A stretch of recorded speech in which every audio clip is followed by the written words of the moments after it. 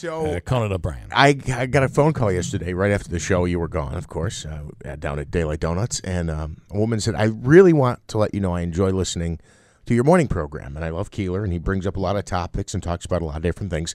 I hate when he swears, though. I can't take it. And I said, but he doesn't, like, swear. And she goes, well, it depends on what your definition of swearing is. And I said, okay. She said, you know, what was swearing years ago isn't necessarily swearing today, but it's still swearing to me. And I think that might fall into the category right there. What are the words that I say, I'm wondering? Well, I'm not going to say them. Okay. I don't want her to get upset with me now. Is it that bad? No. Hell is one that you probably would, yeah. I remember the first time I heard Hank Brown on the radio tell a joke, and he used the word hell and damn. And in my early days of radio, you would never say those words. And let's not forget that in 1992, I was fired from a radio station for saying the word condom. Thank you.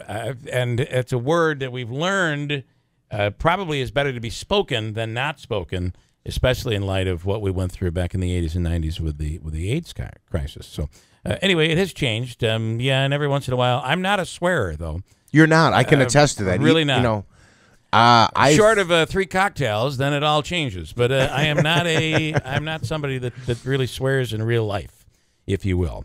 All right, in studio right now, I'm excited about Brewfest, which is coming up. Mike and Gary in from the Utica Zoo. And when is it next weekend? We're so okay. Yep. All right. Good morning, gentlemen. Good morning.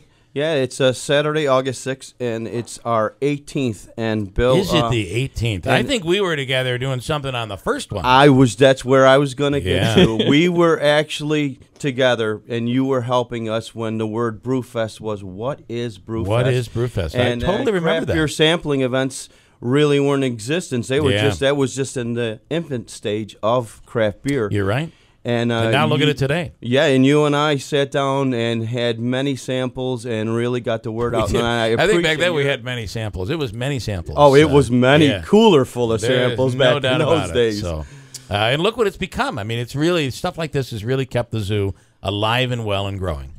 Absolutely. Which is awesome. We when we came that first year, we actually had 7 brewing companies.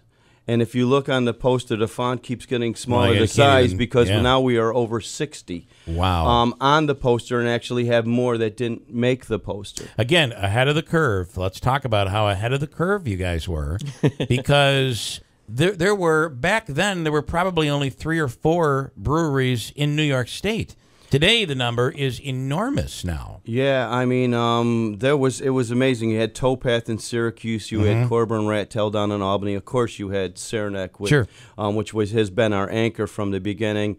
And then we had Flying Bison in Buffalo. It was amazing, the number. And the large breweries like Budweiser, who thought, if they could take 2% of our market, they're going to kill us. And we're trying to actually stop it before realizing they could develop their own their own and realize that niche, that heck, we can do something that's great also.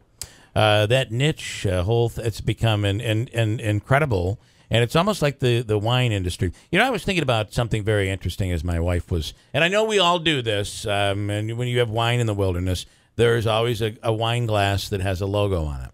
And what is very interesting, this is us during dinner, this is what me and my wife talk about, is how a wine glass with a logo on it, I'm not knocking anything, but is considered kind of cheap. But you put a logo on a beer glass, and it's something really, really special. Isn't that interesting how you look at the two? Any sponsor involvement with wine, people kind of look the other way on that. But when it is done in beer, it's big. And I'm noticing here you have a logoed beer glass. Here's is big. That's cool. That's actually a Chinese alligator, and every year we change up the design. We went with the alligator because it's critically endangered, and we tied it in with our beer that we custom brewed with Woodland Brewery, which is endangered IPA. I think I gave you guys a couple of samples there. Me, by the way, describing that, it is a nice dark beer, a meal in itself, I find. It's really good. It's a good breakfast beer, right? But I Listen, have. you're dealing. We've been up for a long time. I have here, so. the official description from Woodland Brewery. Okay. If you could, I don't know if you could guess the flavors, the taste test. I don't know. Well, Yeah. what type of beer do you think it is? To start with, A good beer. besides It's a being good beer. very tasty beer. I'm really not good at this sort of thing. Manaski, All right. do you? Where's Nagel? Yes, Where's there you Nagel? go. There you go. All right, we have Manaski IPA. So, it's It's called the endangered IPA, so I figured it was smart move. So it's a black IPA, and they've hopped it with 7 different types of hops. Okay. I won't name them because we probably won't know exactly what those are. But then they say that the bitterness comes from a bit of roasted and chocolate malts, and it says expect to taste dark chocolates with berries, tropical fruits, and pine. Did you taste any of those? I guess yes. I'll say yes, but I really don't. I'm not good at that. It depends. Every once in a while, I can pull a taste out. My wife is really good at that sort of thing, whether it's food or beer or wine. She's able to taste all those flavors. So I'm not. I think I can One of very the good things malts about and the these craft chocolate. beers too is people, if you drink these craft beers stone cold, or drink them at the proper temperature, which is a little warmer, like you hear this term cellar temperature, the Europeans, more of the body comes out. Yeah. The colder beer, that is, you lose some of those flavors. So You're right. as you and drink that's with it a lot at of different things. Yeah. Based on temperature, it changes. Yeah, so it you can really changes feel the and flavor. taste that full body of that beer by drinking it at a little less, frigid. And it brings out all those different layers. And that's what these craft breweries do, is they put layers in. It's that first taste, that second taste, that third taste. And that's the beauty of what they're doing and what these mad scientists sit there in their little rooms and make. The brewers. Yeah. Mm-hmm. What So, a job. so it's next weekend, next Saturday. Tickets, of course, are available all over. I'm sure you have details on the website. Yep. If you go to uticazoo.org/brew, you can find all the ticket information. And explain, it's not just beer. There's a lot going on, right? You have food as well. Yeah, I mean, every year we get bigger and bigger, and we try to add new things. So there's also, food sampling. We'll have Applebee's, Pizza Uno, Domino's, the Celtic Carp. We'll be having picky food all over in 3 different locations. Okay. So, if you don't want to get something larger, you can grab something. There's vendors going to be there. Also, so if you want to grab a nice Mr. Nutty or shop at some of the shops, cool. There is a large silent auction that we're having. China Pig and Soup Bone Charlie will be performing. And one of the things that is the most important and is why we're here is you can actually look and walk around the beautiful grounds and see our animals and our family up there. So you can experience everything while experiencing the best beers in the world. All in that festival atmosphere with the backdrop of the zoo is really pretty incredible. So, the money raised goes to what this year? The money raised goes to general operating, basically keeping the animals healthy, keeping the animals fed, and continuing our goal to make the zoo a better place every day we work there. Yeah.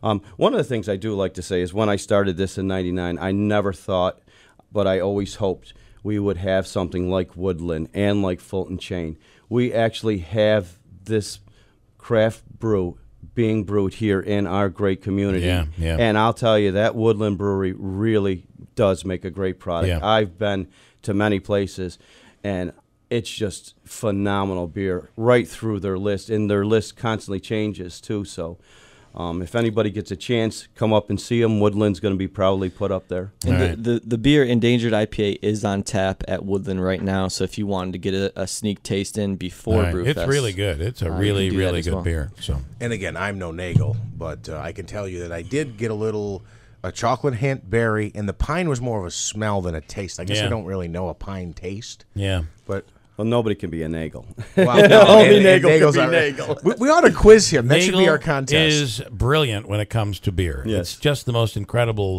The guy knows his stuff. It's really good. All right, quickly, water spiders. I've never seen anything like it in my life. In our pool, there was a spider. I wanted to get it, and it just dove right into the water, and it's still in the water.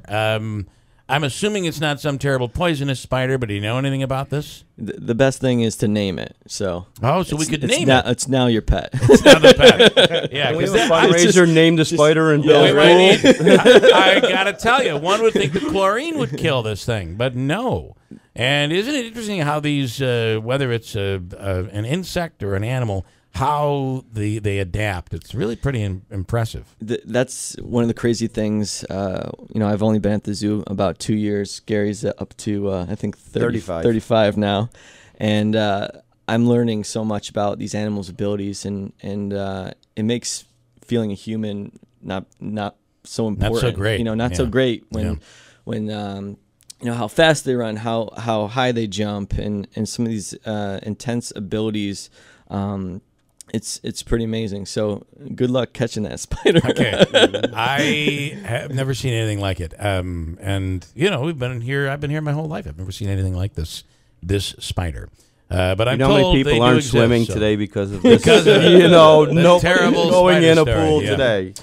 Good stuff. Anyway, it's next weekend. Check it out. Yep. And this beer is really, really good. And there'll be another 59. How many total? We're over 60. These are breweries, not beers. There's more. Oh, right. They don't have to just bring one. So each brewery is going to bring most likely multiple last year beers, we had over 110 beers on tap. Wow. All right, good stuff. And hard ciders also. And it's a great cause. Great cause. It keeps the zoo going, which is so big for us, a city this size, to have a zoo. That's big. Can I just mention tickets $35 in advance, $40 at the door, and of course the Utica Zoo gift shop is a place you can get it. Marcy Discount Beverage, Shenatchery's Beer here, Gems Along the Mohawk, and then of course Woodland Hop Farm and Fermentation, which is the beer that you brought 21 in and today. over. 21 and over only. Yes. Hard to believe. We started at the city's rec center, and also shuttles at the MVCC. Okay. Hard to believe it started so many years ago and it's gotten so big. Good stuff. You helped us, Bill. You were there when nobody knew what it was, and you really. It's because you brought beer. I mean, it's all you have to do. Step one. The little shiny light. We follow the little shiny light. Easy. Coming back. Hold tight at WIBX.